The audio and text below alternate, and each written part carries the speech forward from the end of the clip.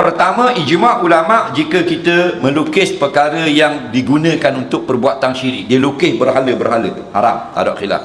Yang kedua, dia melukis perkara yang dilarang lihat, iaitu perempuan, aurat dan sebagainya, itu haram, ijma' ulama'.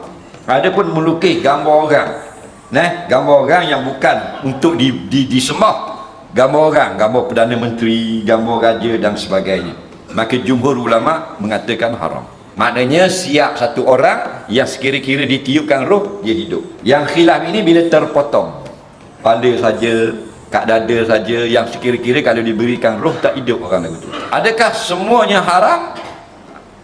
Ketika perlu dibolehkan. Contoh perlu, lukis gambar orang untuk pembelajaran, untuk pemberitahuan. Contoh pembelajaran di universiti, kalau kita masuk kelas medik, banyak gambar-gambar dalam lab, dalam makmal belajar. Ni jantung ni orang ni begini, dia begini, dia begini. Faham tak lagi?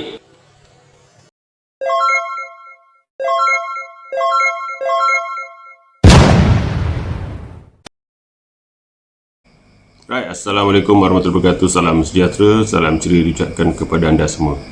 Pertamanya, saya nak bagi tahu bahawa apa yang sedang anda saksikan sekarang ni adalah satu penipuan. Tapi penipuan itu adalah penipuan yang memang sengaja dibuat. Oleh siapa? Oleh diri saya sendiri. Tapi bukan, ni kira bukan tipu nak dosa lah. Apa yang dimasukkan penipuan? Ni muka saya ni, ya Allah, muda 20 tahun rasanya. Filter zaman yang begitu canggih sekarang ni. So berhati-hati kepada anda yang melayari internet ataupun media sosial seperti yang popular sekarang ni, TikTok. TikTok nampak kat situ. Okay, hati-hatilah dengan gadis-gadis yang mana mukanya licin, dahi licin, cantik melepak apa semua tu. So kena hati-hati sebab zaman canggih teknologi filter ni lah. Jadi kepada anda yang mengenali saya, yang pernah jumpa, pastinya terkejut.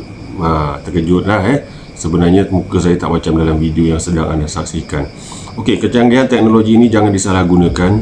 Okey, kita tengok contohnya macam yang dulu ada viral tentang deepfake. Deepfake yang sekarang masih lagi tertanya-tanya tentang kes yang membabitkan Ustaz Abi Liu. Tak adalah, ada orang kata dia bukan Ustaz. Tak kisahlah, saya suka panggil dia Ustaz, nak buat macam mana. Yang mana video yang itu kita nak sebutlah sebab sekarang ni dalam proses mahkamah.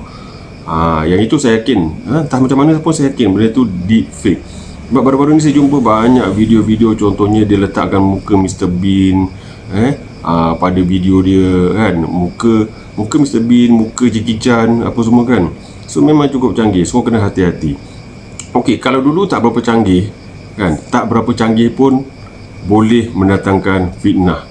Apa yang saya masukkan, kalau dulu tak berapa canggih pun boleh mendatangkan fitnah, apa lagi sekarang ni canggih. Contohnya kalau saya buat video ni, contoh saya nak letakkan muka orang lain dan contohnya muka pemimpin ke, Perdana Menteri ke apa ke, memang boleh.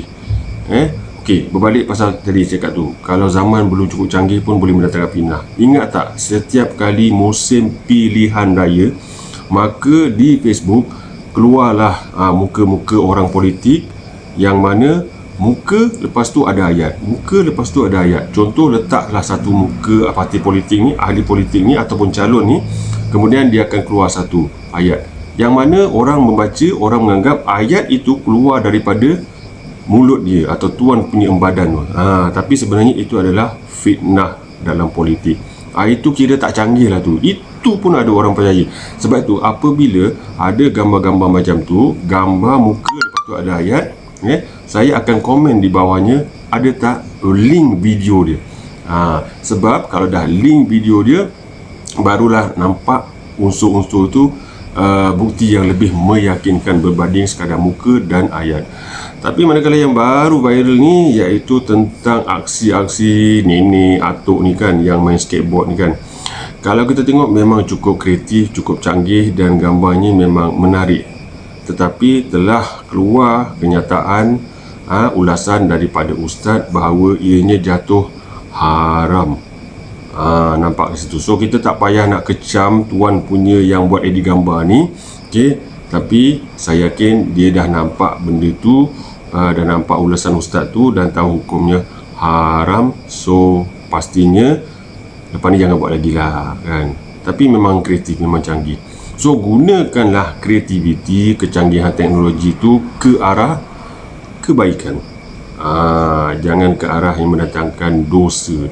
Dia macam ni, saya bukanlah ustaz, saya bukan ulama, bukan pendakwah, tapi tak salah rasanya kalau saya buat ulasan untuk kebaikan kita bersama, untuk berpesan-pesan pada anda di luar sana dan diri saya sendiri, yang mana saya risau satu hari nanti mungkin juga kan, antara konten-konten saya yang boleh mendatangkan kemarahan, mungkin tak ada masalah, boleh tegur kan. Risau juga sebab baru-baru ni pun banyak juga konten-konten saya yang orang kata tersasar daripada target sebenar saya. Pada mula-mula saya buat video-video review, ulasan semua kan, tapi tak apalah kan, benda dah silap kan, minta maaf je lah. Sebab itu setiap kali video saya di penghujungnya saya mohon ampun dan maaf. Okey, berbalik kepada kecanggihan ataupun Azlan Ibrahim tadi ni. So itulah, hati-hati, kita semua kena hati-hati kan. Kita sangka dengan kehebatan kita, kecanggihan teknologi sekadar hiburan, suka-suka, rupanya boleh mendatangkan dosa pada diri sendiri, mendatangkan fitnah dan juga boleh mendatangkan kemarahan. Nampak kat situ. So lepas ni kita kena hati-hati kan. Makin canggih sekarang ni, kita risau satu hari nanti, macam tadi saya cakap, dulu tak canggih, kita just letak dalam orang kata kempen fitnah politik ni, dia letak gambar dan letak ayat. Okey, itu pun orang percaya. Apalagi apabila video editing ini, contohnya parti politik ni dia nak menjatuhkan musuhnya, dia buat satu edit video yang mana lawan dia tu, okey, muka apa semua betul dia, rupanya benda tu adalah edit. Dengan suara pun tantah boleh tiru, boleh edit. Memang cukup canggih sekarang ni. Yang lagi dahsyatnya, teknologi macam ni tak perlukan alat yang canggih kan, tak perlu banyak peralatan. Yang penting ada apa tahu, ni ada handphone ni dengan aplikasi-aplikasi yang cukup canggih tu. Dahsyat, nampak kat situ. So kena hati-hati, jangan bulat-bulat percaya dengan apa yang kita lihat. Lebih-lebih lagi, apa yang kita lihat tu nampak memang indah, cantik je. Macam ni muka yang dah saksikan ni, aduh, muda 20 tahun. Nampak kat situ. Okey lah. Jadi kita harapkan ada penyelesaian ataupun ada satu tindakan ataupun lepas ni Azlan Ibrahim dia taklah melenting kan, dan lepas ni dia lebih kepada fokus kepada untuk buat benda-benda yang orang kata kreativiti dia yang mendatangkan manfaat. Nampak kat situ. Okeylah So tersilap kata, terkasar bahasa.